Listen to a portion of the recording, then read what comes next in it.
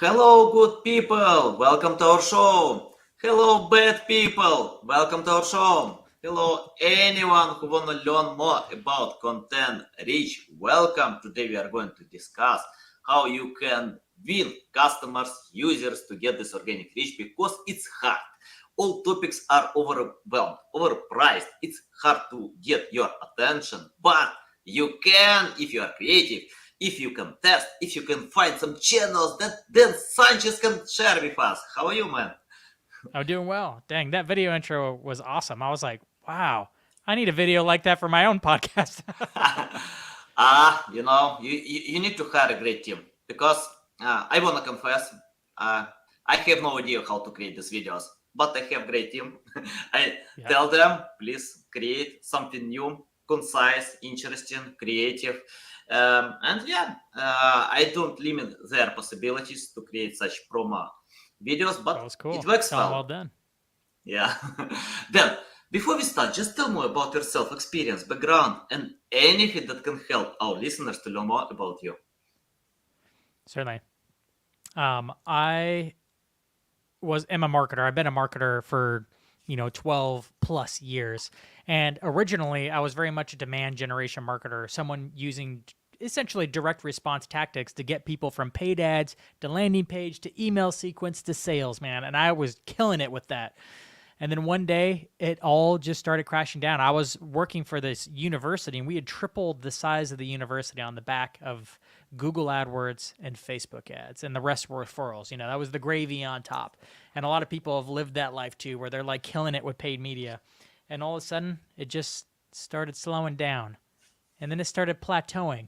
And no amount of split testing the ads and landing pages could ever make up for it.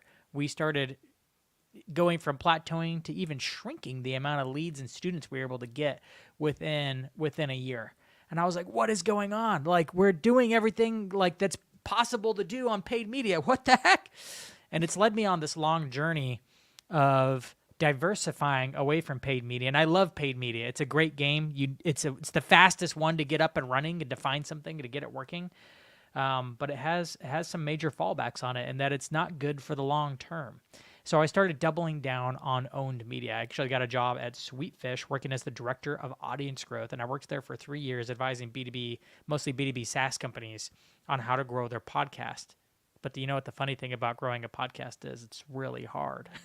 Like, Yeah. you can optimize for search somewhat within the podcast app, so there's a little bit there. But generally, people only find out about podcasts from elsewhere and join podcasts from elsewhere. That's why I'm excited I'm on a live one here, because if this were just recorded and then syndicated on a podcast, uh, it's harder to build an audience there. By syndicating it out live, it gets in front of more people. So I had to learn how to grow an audience, not just with a podcast, but on LinkedIn, with newsletters, and across different channels in order to grow a podcast. And it was the answer to the problem I had run into before, because the problem I had before was that paid media can only scale so high, and eventually you run out. But nowadays, you need to not just scale your paid media, you need to scale your owned media so that you don't have the problem that I ran into where you level off and at worst start to fall because ad prices are going up and you don't have any control over it. With owned media, you get to keep the control, you get to keep the attention. So we needed to have a good paid media game as well as a good owned media game. Saliba, I agree. But I think it's better to mix, paid media and Oh yeah. organic reach, because if you have some high quality products, unique products, probably you don't need organic reach and you can pay attention with paid media. And I have a few clients who use only paid marketing. It works well, but the product is unique, and they actually have no big competitors. But for most projects, it's better to pay attention to organic reach, as I do. I also grow on LinkedIn, on YouTube, and you mentioned that we are live streaming, and I usually kill a few birds with one stone because we live streaming on Facebook, Twitter, LinkedIn, YouTube. Then we convert to audio format, Spotify, Apple, Google. Then we convert to TikTok, YouTube short videos, Instagram. So a lot of job, but if you have a team who can handle the process, if you can use tools, and we have some great AI tools that can divide your episodes to cut, create some short videos. I don't know how these tools can do it, but these tools can. And yeah, it works well. Then I'm interested about your podcast. Can you tell the main difference between your podcast and many other podcasts? We have million podcasts today, a lot of them, but why your podcast is better? What kind of value can you bring that others can't? Right. So what's the value prop? What's the difference between my podcast and all the other podcasts I'm marketing out there? In my podcast, I'm really exploring a new topic. I don't know why it's new. It shouldn't be new, but around the topic of audience growth. It's not a commonly tread topic. Usually we're talking about content marketing, but what is content marketing? You can use content in your paid media. You're doing content in your earned media when you're pitching to journalists. We're doing content that's about our product. We're doing content that's top of the funnel. So what the heck are we talking about? When I single it down and niched it down to audience growth, I'm talking about building owned media specifically. There's not a lot of people talking about just that one topic of how to grow an audience, but I feel like it's becoming a bigger and bigger part of, or needs to be a bigger and bigger part of everyone's strategy in order to actually have the growth that they're hoping for, right? Nobody does all this content marketing hoping that, or just hoping for a few likes and comments. No, they're putting all this effort and money and attention into content marketing so that they can grow an audience. But it's usually an afterthought. Oh, we published the article. What's the next article, right? Not what are we going to do in order to grow an audience so that people want to come back again and again. Not just how to acquire, but how to retain them, and then how to build. You could say elevate them into a movement so that people are referring people into the audience itself. So that's the difference with my podcast. Is I'm covering the essentially content marketing, but through the angle of audience growth. Nice. Yeah, love it, love it. And I like that you have this lead generation experience, because I often see when marketers chase high volume, likes, comments, but I have a few posts on LinkedIn with plus 300,000 traffic, a lot of traffic, but I didn't get sales from this post. Just I usually test a lot different approaches, and I often see when someone pays attention to getting more traffic without thinking about traffic volume, it doesn't work. Yeah. But someone who has experience with sales, with lead generation, they can find the right strategy. Can you tell your methods how to do it? I mean, like how to find the right topics that will sell your products in the end.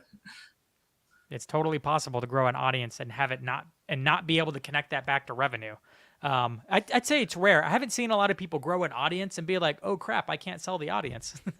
It's usually the other way around, where they struggle to grow an audience. But of course, we know there's creators out there who set out to build an audience, and that's not bad either. You can grow an audience and then reverse engineer the kind of stuff they would buy. But most of the time, if you're talking to content marketers, they're already working for a business that has a specific thing that they sell. So you do have to make sure you're building an audience of the right people. Otherwise, a lot of your work is going to be in vain. Mm-hmm. Can you tell why you decided to pay more attention to LinkedIn? We have Facebook, Twitter, Instagram, TikTok, many great social media platforms.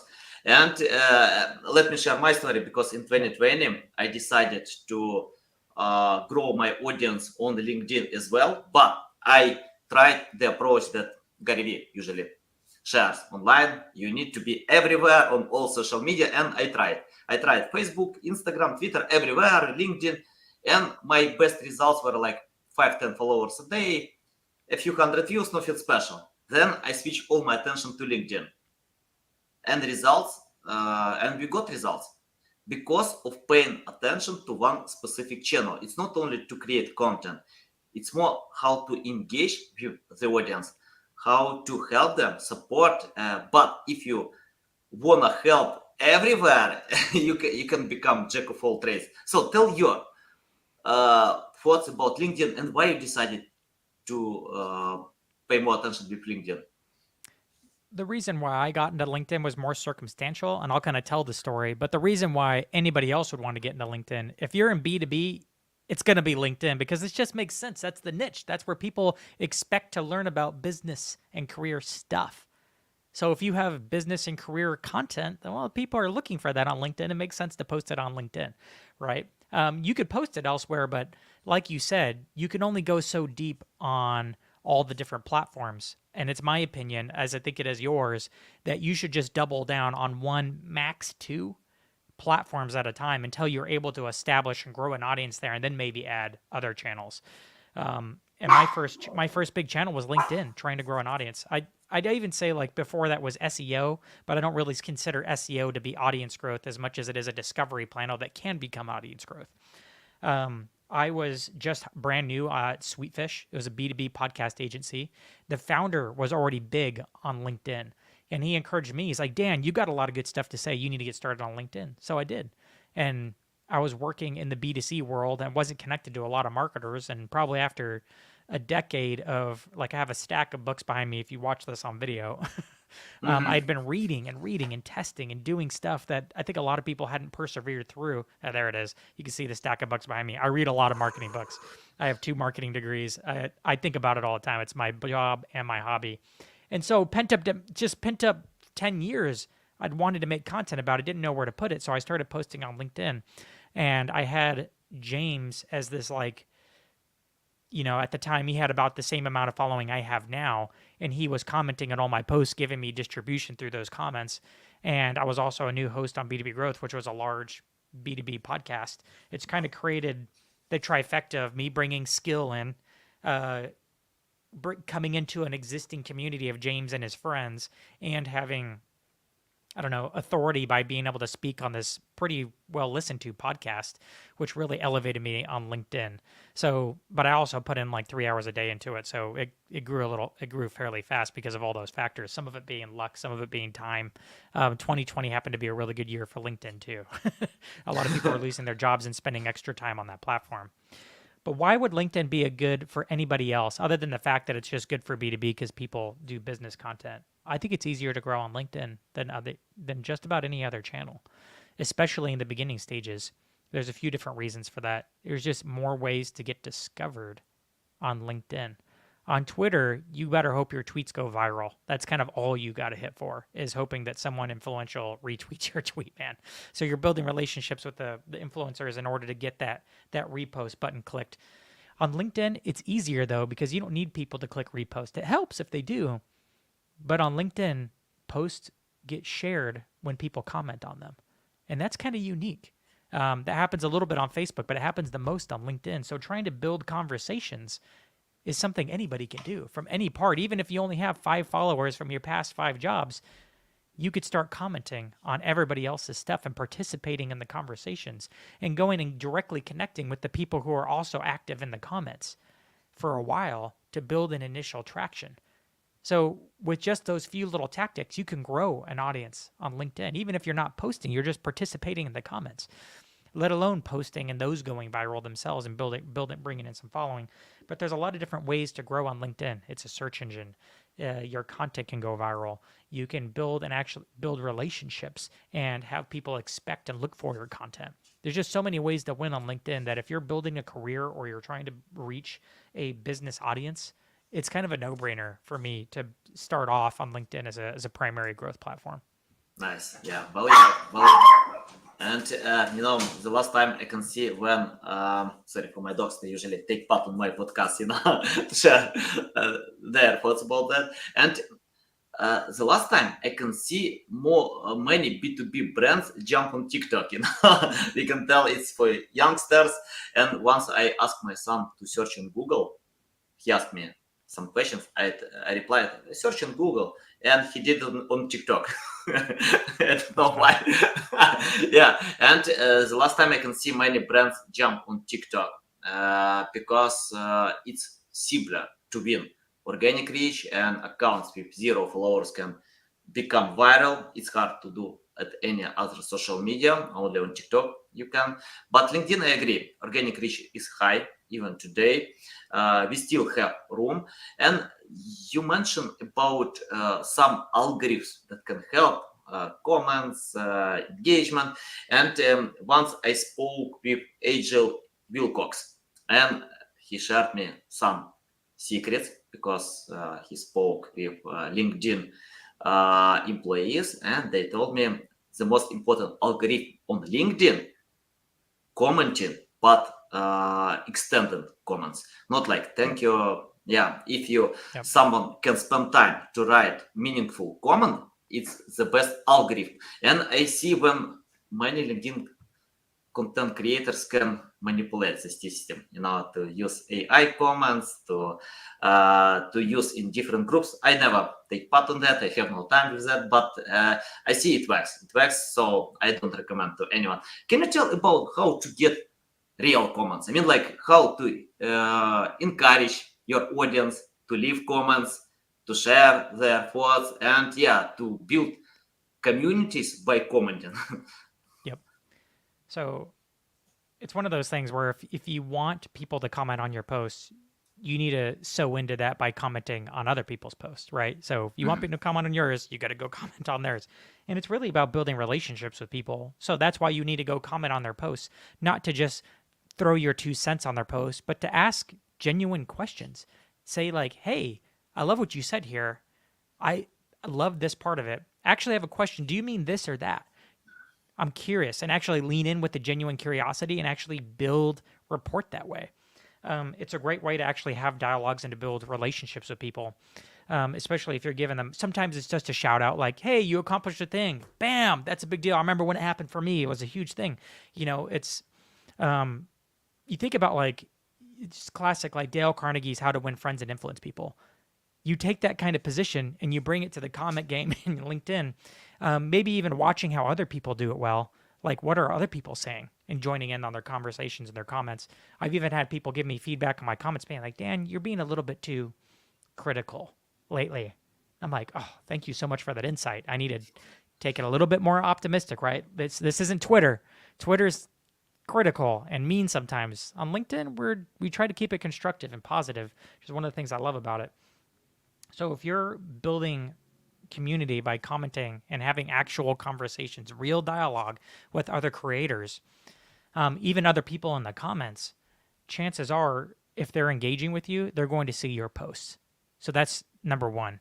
It's almost priming the algorithm because LinkedIn's paying attention to that, being like, well, what if I saw Chris Smith on LinkedIn and I went and engaged with them and he engaged with me and we had a little back and forth? Well, guess what? Chris Smith is going to be highly likely that Chris Smith sees my next LinkedIn post. LinkedIn's picked up on the fact that we had a little conversation saying, "Oh, Sanchez's post is going to be relevant to Chris. We're going to put it in front of him." So how do you get more people to comment on your post now that they're seeing your post?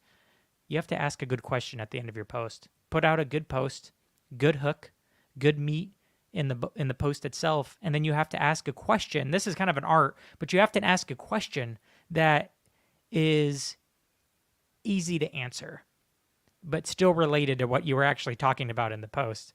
If you ask him for what's your theory as to why this hard problem hasn't been solved yet, people are going like, I don't know why no one solved that yet. If they can't think of it quickly, they'll just keep scrolling. But if you ask a question that like they'll know off the top of their head, like, "Hey, I'm getting started in content marketing. I've been doing direct ads for a long time, and I haven't even made a blog post before. Somebody tell me a book about content marketing that's helped you so I can get started." Do you know how many comments you would get? A lot, because a lot of marketers on there, for me, because that's my community, would be able to think of at least 1 or 2 books immediately that they've read on content marketing. So it's easy for them to answer. So if you give people an easy way to answer that's meaningful, you're going to get more comments because you're asking for it in the post. Nice. You unhided my secrets that I usually do. Now I ask simple questions and it works. People are busy. They have no time to think and figure out what kind of answer you want to get. But if you ask simple questions, it works. And you mentioned about Dale Carnegie. No, I have the feeling that Dale Carnegie wrote a book about digital more than about people, because everything that he shared about personalization, about human being, about sharing value. I think it works on digital. I like the book from Joe Sugarman. He wrote this book because of experience before digital, but all insights are related to digital. And in the beginning of LinkedIn, Facebook, TikTok, not probably TikTok, but old social Joe media. Joe Yeah, Sugarman, the copywriter handbook. yeah, That was a this good one. book. Oh, it's awesome book. Awesome. I love it. And he can win attention. When I read this book, I forgot about water, about sleep, about anything. I read this book. So valuable, so interesting to read, non-boring. Uh, and yeah, I remember Jim Edwards from Business Insider told me uh, he worked in Business Insider 10 years. And he started on this company from scratch. Then company was sold for $500 million, great success. And he told me that success of Business Insider depends on creating non-boring content. If you read Joe Sugarman, Business Insider, you enjoy, you like it. It's not boring. Can you tell about your methods, how to create non-boring content? Because it's very important today, especially how to win readers in the beginning. Yeah, let's talk about this with LinkedIn specifically. I had a revelation. This is kind of early because this is just a gut feeling I had on where LinkedIn's at. Because I, like you, started on LinkedIn 2020, so I've been watching it kind of go in and out for 3 years, and it's gone through seasons of less reach or more reach for me. I got 25,000 followers. I'm reaching probably between 20 and 30,000 impressions a week. Sometimes more, sometimes less. Right now, I feel like there's fatigue on LinkedIn. And I think it's because so many people have started posting on LinkedIn. Maybe there's less attention on LinkedIn too. Yeah. But what I'm starting to see is a lot of posts that don't get a ton of engagement. And I think it's because people are getting tired of the pontification.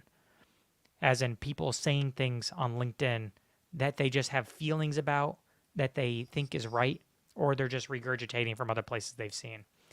So what do you do? Because we all pontificate to some degree. Like we have a theory about why content's not working. I'm pontificating right now, believe it or not. So this isn't a good example. Mm-hmm. But I still feel like this is where we're currently at with LinkedIn. The posts that are doing remarkably well are when you actually have case studies with numbers to show evidence of what you've done. Not what you're doing, not what you're going to do, but things that you've accomplished that are remarkable. Those posts, there's probably always going to be a place for those posts. People want those posts. They want to see success. They want to know how to reproduce success. And it's much more believable when you're like, hey, I just grew a brand new website from 0 to 500,000 page views in organic traffic from SEO. Here's what I learned. That post would do pretty well because you'd have the Nice. little diagram of the site going up and it's undeniable. Look, the site's getting the traffic. Let's figure it out how he did it, right? So what do you do if you don't have that? Because let's be honest, we're not all going to have those kinds of posts all the time, right? You just can't have that many wins because you have to have more failures on the way to the win. Yeah. So what do you do? And I've had this insight over a couple of weeks ago, so I'm starting to dig back into it, is if you don't have something to show, be a student. Lead with curiosity. Don't pretend to know. Instead, ask better questions than you do giving answers of stuff you don't have when you don't have something to show for it. So recently I started posting about wanting to learn more about lead magnets. I've read my favorite marketing book that I just recently picked up. It's become my number one book, is $100 Million Offers by Alex Hormozi. Just came out not long ago. If you haven't heard of them, then go check him out. He's kind of taken over social media in the business world. Mm-hmm. He just launched his marketing book. And he emphasizes lead magnets, like a free piece of content that you can get someone interested in your service or product that you can give away for free. I've done lead magnets. I've learned about them before. I've tried them multiple times. I've had success with them. But I realized the way he was playing it was at a totally different level than I was playing it. He's playing it at the Olympic level, and I've been playing at the JV boys volleyball team level. I'm like, dang, Yeah. I have a lot to learn about that. So I recently put out a call. I'm like, who's got knowledge on this? Who's done this well? I want to hear your stories. So on my podcast, I'm doing tons of interviews about this now. I'm reading all the books about it. I'm actively creating a database of all the different kinds of lead magnets that I'm learning. In the meantime, I'm talking about it on LinkedIn. I'm documenting the process. Those posts are going really well. Not because Nice. I'm pontificating and showing about something that I know. I'm just taking people with me on the journey as I dive into this little niche topic within marketing. It's a tiny little topic within marketing, but I'm unpacking everything there is to know about it and what I'm learning along the way. It's going much better. So on LinkedIn right now, and I'd probably say this probably goes for Twitter. This probably goes for a lot of content channels because everybody's got a Yeah, voice. the same. If you don't have something to show, lead with curiosity. Be a student again and just be excited about one tiny little thing and unpack everything there is to know about it. I find is going relatively well, and anybody can do it. You could be a student fresh out of college and do this relatively well.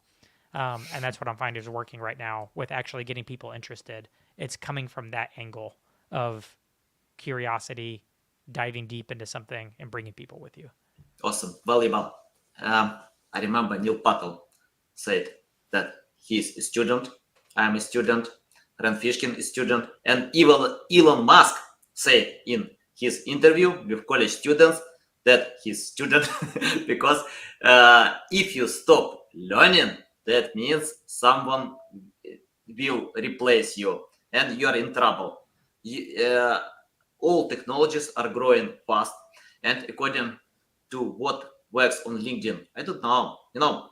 Sometimes I can get engagement, but LinkedIn is changing algorithms, and I often see it. And I remember when I posted about some new changes and got requests from Bridget Heisen.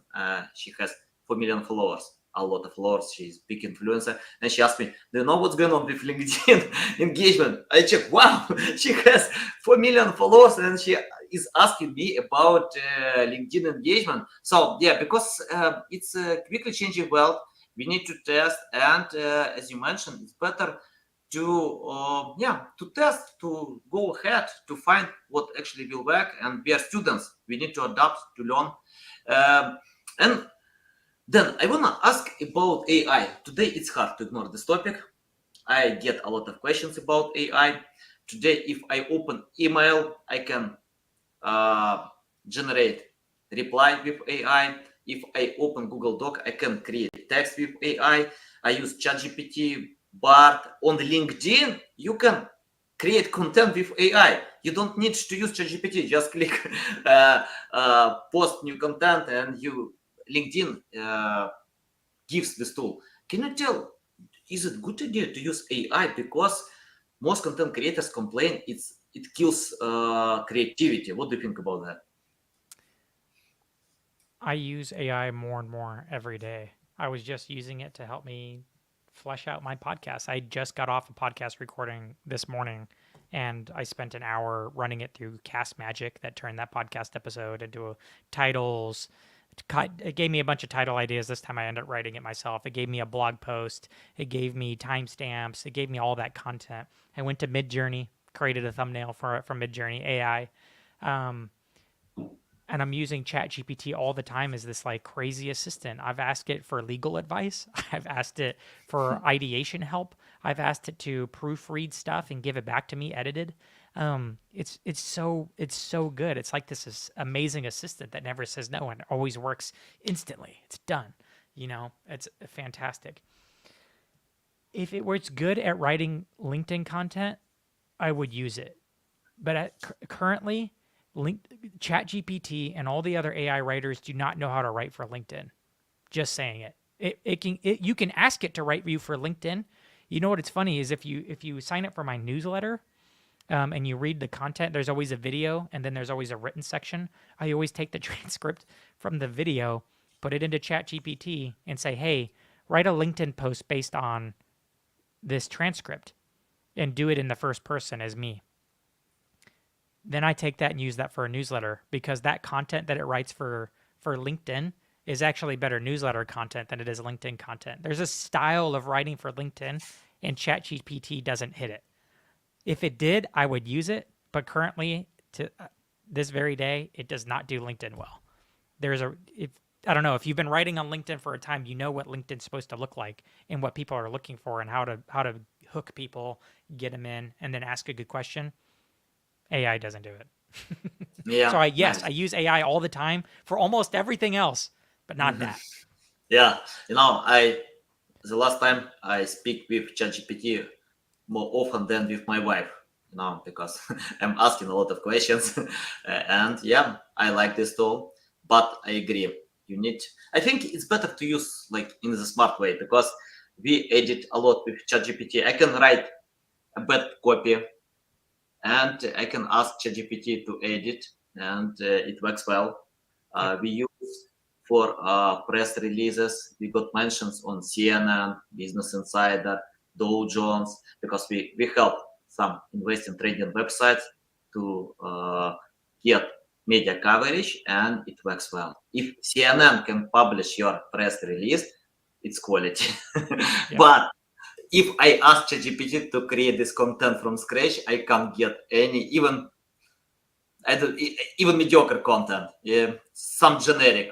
But if you write a bad copy, ChatGPT can convert to a good copy. Yep. Uh, then I want to ask about one controversial question, because different opinions.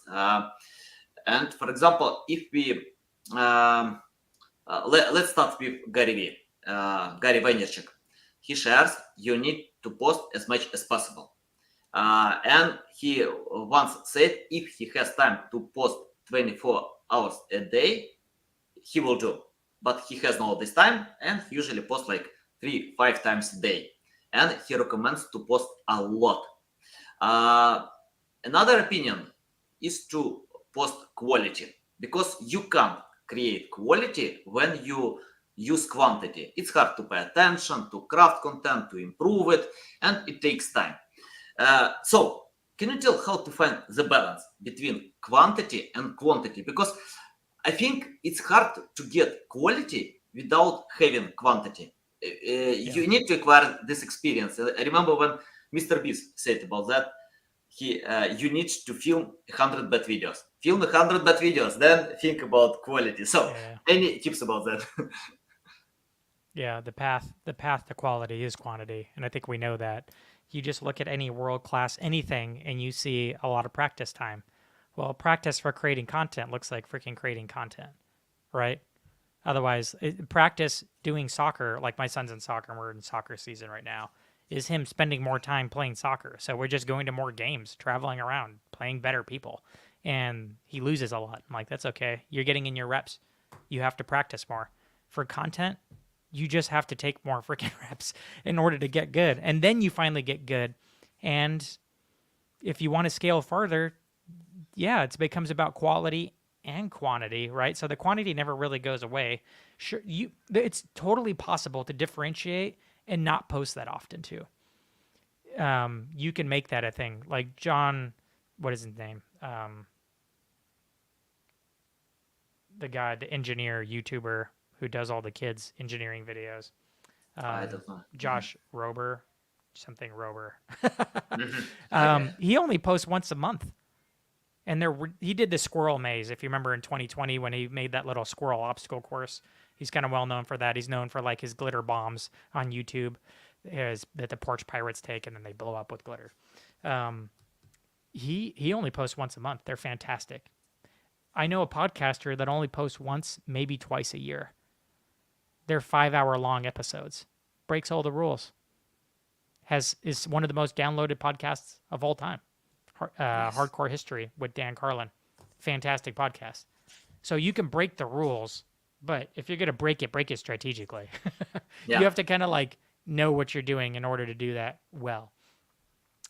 For most of us, mere mortals, just take more reps. And I think with TikTok specifically, like if you're doing short form video, you kind of have unlimited at bats anyway. Some creators will just like post two of the almost nearly identical videos anyway with different titles on it just to see which one does better because TikTok's going to show your video or it's not. It's not like in a feed base where it's the algorithm works like YouTube where your next one is going to be somewhat predicated on the reach of your last video. TikTok, you just take more at bats and swing. So It kind of depends on where you're going, but more is better. Even on LinkedIn, where I think the optimal is 2, max 3 a day. Honestly, if you're posting 10 times a day, you'll probably just get more insights faster. I know Chris Mhm. Walker, who's kind of famous on LinkedIn, has gotten to the point of posting 10 times a day. I've probably posted 5 or 6 times a day at most in my Mhm. peak. And now Wow. I'm usually just doing once a day. Yeah, impressive. Like it. And yeah, I agree about failing. My son is playing soccer as well. And when he fails, I usually tell them, for me, it's hard to count how many times I failed in my life. No, I can't count all these failures. Some of them terrible, some of them slight failures, but I don't know how to get these skills without failing. When you start something new, you always fail. Like kids, when they make the first step to say the first word, it's only failing, but practice, improving step by step, you can get great results. It's the same with everything. And most podcasters don't record more than 8 episodes because they can't get results.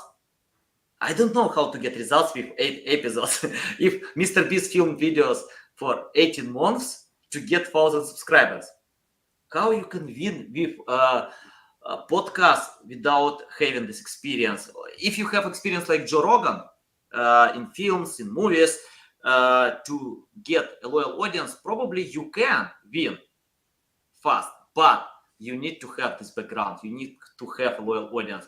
For most of us, we need to deserve this audience. Then, can you tell about failing, or at least mistakes that marketers still do that you can see, and your tips how to find another way? Gosh, so many failures, or there's so many mistakes that I've made that I see happening all the time. Um, I'd see the big one today is around content marketing. Most people aren't focused on building an audience. They're just focused on publishing content. They're not Mhm. thinking about how to build actually user content to get more subscribers. Um, you know what? Let me be even more specific. Like if I could go back to 10 years ago and talk to my 10 year ago self, I'm like the one piece of advice I would give uh, Dan Sanchez back then when I was still trying to grow that university I talked about earlier, who'd say, "Hey, set aside 10% of your paid budget to get leads and use that to grow an audience somewhere. You're going to need it someday." It's like saving 10% of your budget for a rainy day. Yeah, Mhm. you're going to need that. The Yeah. easiest way to grow an audience is through paid media, provided you're putting out good content that retains their attention, right? Because if you're not putting out good content, then, well, you can pay all day, but they're going to come listen to an episode or read one newsletter or read one blog post and blitz because they're not going to want to come back for more of that. But provided that you're writing good things that addresses their pain points and the things that they're interested in, you're going to retain that audience. Sure, you'll have some churn, but you'll retain them. If you're setting aside just a small portion of your budget, and I think you can go as high as 20% of your paid budget, going after the rest of the funnel to actually build an audience today while you get qualified leads that are ready to buy now. I think you need to do both. So that's like the one big thing that I think people are just missing out on. They're dumping all their money, all their budget, and almost all their effort too into the 10% of the funnel that's ready to buy now, totally ignoring the 90%. But that 90%, they're probably going to buy next month, in the next quarter, in the next year, and you're doing almost nothing to reach them now. Yeah, That's a valuable. Love mistake. it. Yeah, I got it. Valuable. And then I have my final question. It's a common question I always ask all my guests, and because my audience wants to know how to learn from scratch. Uh, I cooperate with customers, and if I see someone doesn't understand what I do, I usually tell them, take my course, learn from Google, learn from YouTube, find your live informant, just get the basic. You need to understand what you wanna order. Wanna SEO results, then you need to understand why we need to create high quality content, why it's better to get white hat link building, and many the same.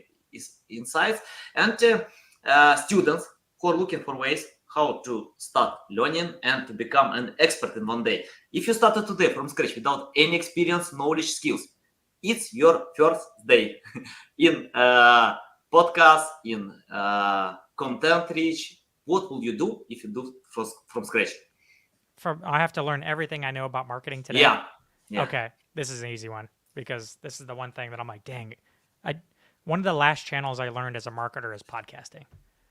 And I wish it had been my first because it would have made my whole career way easier. So if I were to go back and be like, okay, here's everything you need to know about marketing, other people know it. The problem is it's hard to get their time because they're busy executing it and killing it, right? They're the world's best marketers. Guess what? They'll give away all their time away for free if you just invite them on a podcast.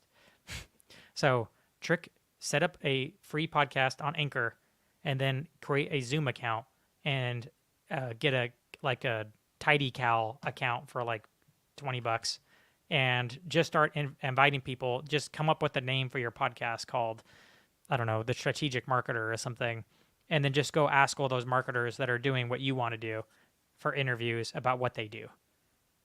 And then you can be more specific later. But if you just start a really simple, near free podcast and just start interviewing them on all those things, it's what I'm doing now about lead magnets, right? I'm learning about lead magnets. I wish I would have just started this podcast thing just to purely learn and record the conversations and publish them. Not only do you get to learn at the feet of the masters who are actually in the trenches doing the thing, they almost always say yes, but you get the content and you get association with them and you get relationship with them. As in, if they're in the hiring process and you're asking them really smart questions and you got maybe a stack of interviews, 10, 15 interviews behind you, they're like, oh, they're going to think this person's sharp because they're asking good questions. They're probably going to hire you. like that's just how podcasting works. It's a relationship building, content creating, and learning machine. I wish I would have started with it because it's so easy to do. Awesome. Love it, Dan. It's a big pleasure. To get all these valuable bombs, you lead me to an emergency room. I need to spend time to think how to adapt all these ideas.